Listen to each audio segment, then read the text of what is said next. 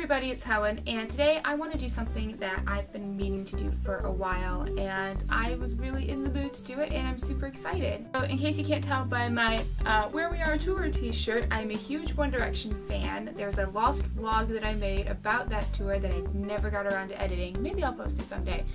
But I've been listening to the music a little bit in the car, and I've never really thought about which ones are my favorites in which order that they go. So, this past weekend, I sat through the Herculean task of sifting through about 90 songs worth of discography. 90, almost 100 songs worth of discography. And I've managed to narrow it down to a top 20. And yes, I know this is my free-for-all video for the month, but I want to talk about something music related, and it's something that I'm super excited about too. So, what constitutes a song that counts toward this countdown? So, I've included studio versions of every single song they have ever released publicly. So no, this does not count the leaked studio version of what would have been their X Factor single, Forever Young, although I have to admit, I really do like that version. That also means that live tracks do not count, so nothing from the iTunes Live EP, nothing from their concert, no live covers of things, and yes, sadly that does mean that Teenage Dirtbag is not going to count towards this list today. That being said, what does count here, I have to say it was actually really hard to rank this list. I went from 90 down to 42, down to 26, down to 20, and then I basically took a walk this morning for exercise and listened to 10 songs on the way and 10 songs on the way back and ranked them 1 through 20. It was hard, guys. There were a lot of songs that I had to leave off, a lot of singles that I had to leave off that got out in the first round, so here we go. Our studio versions of any song that they've released, and yes, that includes covers. It does include B-sides, yes, those B-sides that came out on Up All Night. I did review those and sift through them, as well as the B-sides for Perfect. So, without further ado, here are my top 20 favorite One Direction songs. Let's do it, shall we? Coming in at number 20 is a B-side, actually. This is a B-side that was never released in America, but I did hear on YouTube. It is the B-side to One Thing. It is I Should Have Kissed You. It should have been on the Up All Night album. It wasn't even a bonus track. It's better than 75% of the album. I do like the Up All Night album, but it is by far my least favorite One Direction album. But I Should Have Kissed You is really good, and I think I have a soft spot for it purely because I was writing a romantic comedy at the time, and I felt like that would have been a great ending song. Like, oh my gosh, like she has to leave and then they meet each other in the airport and then they kiss. It was such a good song for that, so that is why it still holds a special place in my heart. Number 19 is a bonus track. You'll notice the theme throughout this video is there are a lot of bonus tracks. Number 19 is Act My Age, and it's the 16th and final track of 4. 4 is not a bad album, in my opinion. It, I think, is my second least favorite. But Act My Age is such a fun song. It's a great note to end the album on. It's just fun to dance to, and I think Niall shines through a lot in this song. It's a good chorus that you can just scream in your car. It's great. I love it so much. You know, I had to make room for it. Moving from a really fun rockiest number to the first ballad on this list. Number 18 is You and I. You and I is such an emotional song. And Zayn's high note in it. Man, Zayn can hit those high notes. Not that any of the other boys can't, but is definitely missed on Made in the AM after he left the group. But I do love You and I so much. It's such a heartfelt song. The chorus is so great. I have to say, I think that this is ranked so low on this list because I do not like the radio edit. I don't think they needed to add more percussion in there at the beginning. I think it starts off great. The album version is the version that makes my list, I have to say. Don't make radio edits of songs that are already perfect. So number 17 is another slow song. I don't think it's a ballad, and it is AM. It is the final track of the final album, and it's such a great way to end the Made in the AM album, as well as their career as a band. And man, I think this gives me so many feels because it's just, you know, hanging out with your mates. Also, fun fact, this is the first song that they were allowed to swear on. that is a big deal. And I think it's so interesting that like the first song that they're allowed to swear on is the last song. So I think it's a good like progression of like, oh, we're growing up, we're gonna be in our solo careers. So AM is such a great song. Number 16 is a song that I'm actually surprised is not higher up on the list, but it is One Way or Another Teenage Kicks, the cover that they did for Comic Relief. Having listened to this and the original version of One Way or Another, they're both very good. I like this one slightly better. Shocker, because it's One Direction. But I think the reason that I was shocked that this was so low, this is number 16, is because the music video was so good. And I was trying to listen to this, and I'm like, would I like it as much if I hadn't seen the music video? Like, the music video was fun, it was a novelty, they filmed it themselves, but as a standalone track, it's still very, very good. The production is great, and the boys have so much fun on it. As a song, I can't rank it in my top 10. Yeah, there are 15 songs that are better, and we'll find out in a minute. Number 15 is another bonus track. It is Alive. Oh man, the guitars in this. This isn't one that I have a very distinct memory of hearing live, because the album that was promoted on the Where We Are tour was Midnight Memories. Memories of just singing this at the top of my lungs. It was one of my favorite songs on the album when it first came out. I think that was one of the first times I was like, oh my god, they're talking about sex. And again, at that point I was like 18. So, a very naive 18-year-old. Just something so funny about it. Like, ooh, we're clean cut, but like, you know, very thinly veiled. Anyways, I love the chorus, I love the verses, I love the bridge, how it completely changes the entire song, but somehow fits. Boys are all vocally great on it. The heavy guitars, yes please. Number 14 is a song off of Made in the AM called If I Could Fly. It's such a heartfelt song. It's very stripped back. A lot of the lines are sung solo by each of the boys, especially the little bridge.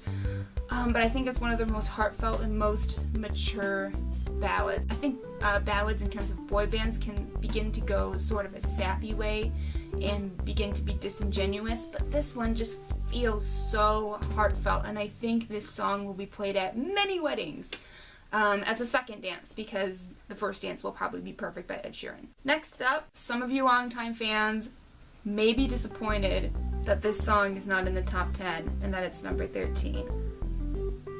But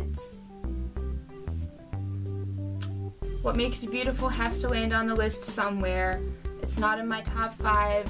It's not in my top 10, but it is number 13. Well, it's my favorite track off of Up All Night.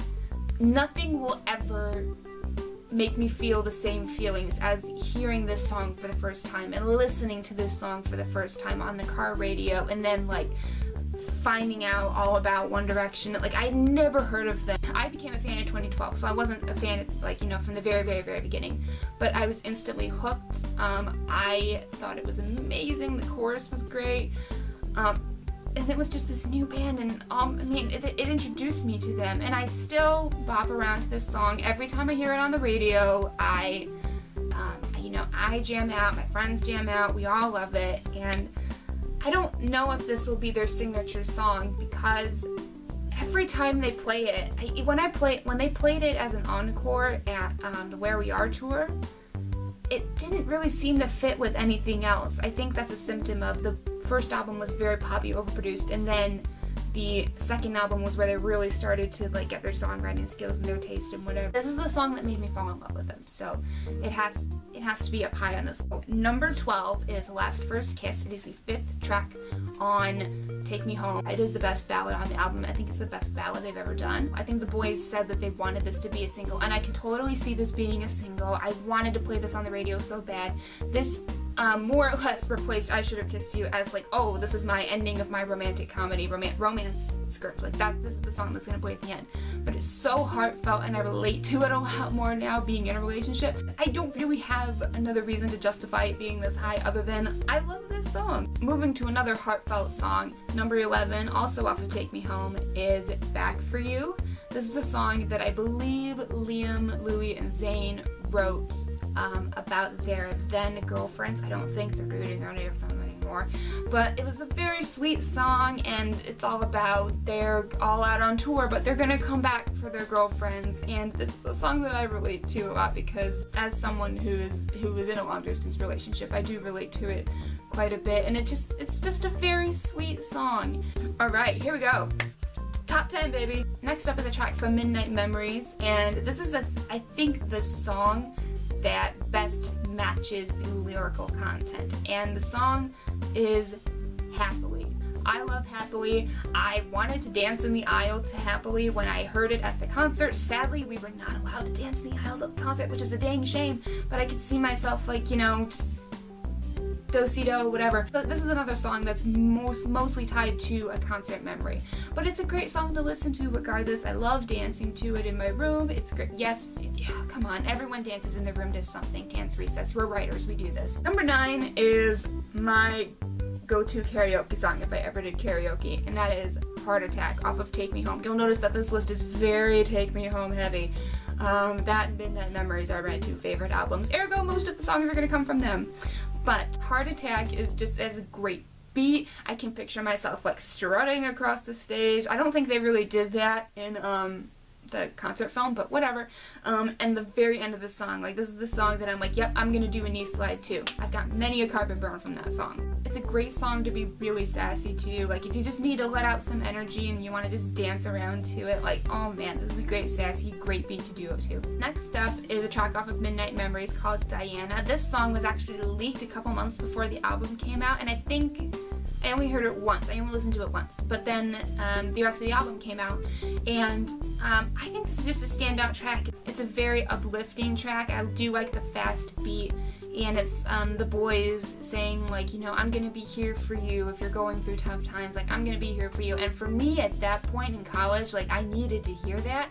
So, and to this day, it's just a great sounding song. And again, another one of those songs that I can hear on soundtracks of movies.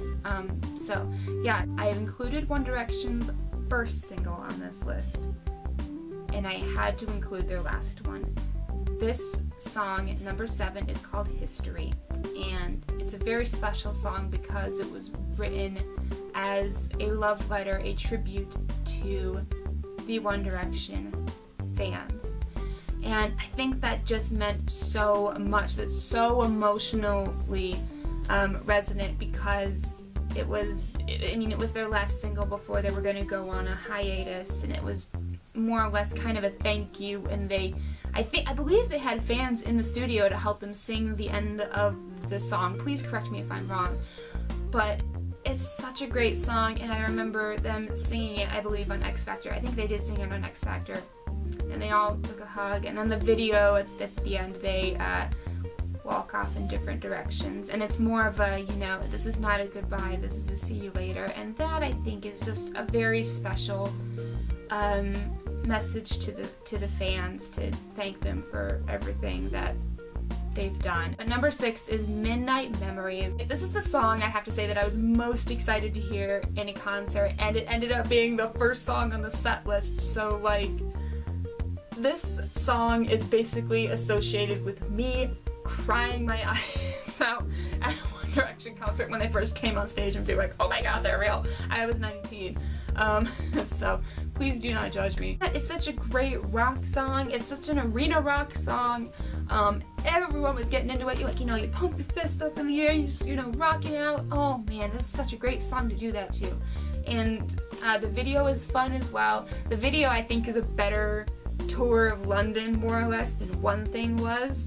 So there's that. We're into the top 5 now. This is it. Number 5 is, shocker, a bonus track. It is She's Not Afraid, which is track 14, first of the bonus tracks from the yearbook edition of Take Me Home. I love this song. This is like, I unabashedly love it. I don't really have a reason. The beat is great, the lyrics are great, I've choreographed a dance to it, and I was listening to it on my walk today, and I was like, you know, just dancing around, and oh man, this is such a great song. This is the reason why you need to like buy deluxe versions of albums, because otherwise you're missing out on like 2, 3, 4 great songs. Number 4, also from Take Me Home, Rock Me. Rock Me. Rock Me. Rock Me is so freaking good. Oh my gosh, I know it starts out with like the We Will Rock You, like the chorus, it just builds and builds and builds and builds and builds. And I have to say, this also holds a soft spot for me because there was also the like fan-made remix of this with DNA by Little Mix, and that just fits together so perfectly. But the standalone version of Rock Me is great, and Zayn hitting those high notes at the end, like, and hearing this live was amazing. And they did change a certain word, and I'm not going to tell you what it is, but you can probably guess it. Number 3, continuing along this same theme, is Better Than Words. This is the first of the 3 songs where, like, if this comes on, I drop everything. I have to dance to it. I have to sing the lyrics at the top of my lungs. This is such a lyrically interesting song because the verses, they're conveying their feelings through song titles, and then the chorus is all like, I don't have the words to describe how this feels, I'm gonna use other people's words to describe how this feels, and it's great. And this song is about sex. This is the most blatantly song about sex on Midnight Memories, which is so interesting because they were such like a clean cut boy band, but then they're like, ooh, we're kind of sexy too. And I mean, like, we all knew that, but still, the graphics designer, by the way, for the Where We Are tour, like, they used like, ooh, cute little graphics, like symbols to represent everything, and all of us in the audience were like, that's totally what the song is about. But it's such great things, great to body roll to. Oh my gosh, I can't say enough about this song.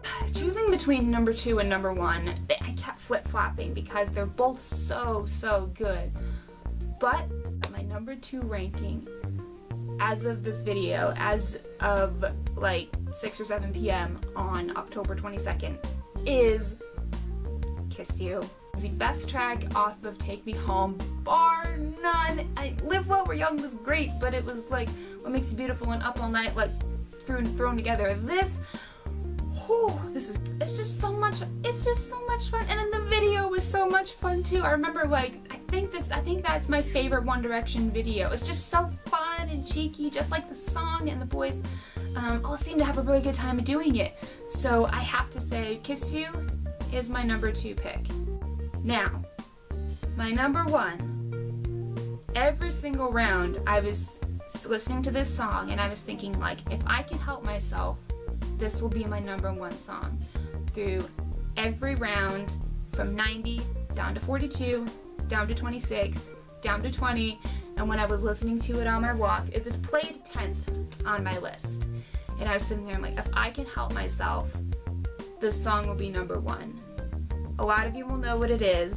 This is the single that should have been. I am, of course, talking about No Control, the glorious track 8 from 4. Now, this is hilarious because I said, like, at the beginning of this video that 4 was my second least favorite album, but it has my favorite 1D song of all time. This is like, I blast this in the car, I sing this song at the top of my lungs, mostly because it's in my range and I can do it without hurting my voice.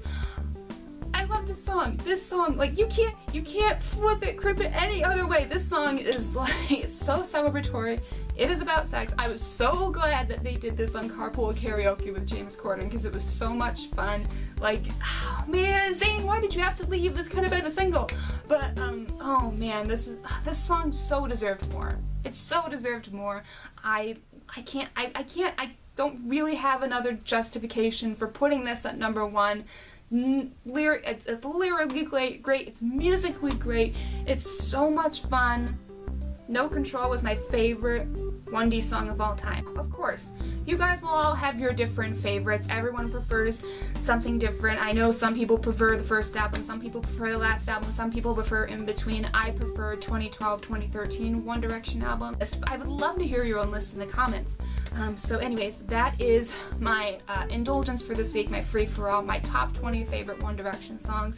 If you want to talk more or you want to argue with me in the comments, feel free to do so. I'd love to hear your thoughts. If you want to hear me talk about movies next week, you can subscribe here on my main channel. You can subscribe to my second channel. I posted a video about gymnastics last week, which I'm also very excited about, so you can go check that out. You can follow me on Twitter, Instagram, Spotify, and Tumblr if you want to chat with me more when I'm not making videos. Thank you very much for watching, and I love y'all very much. Remember to keep living awesome lives, and I will see you all next week. Bye.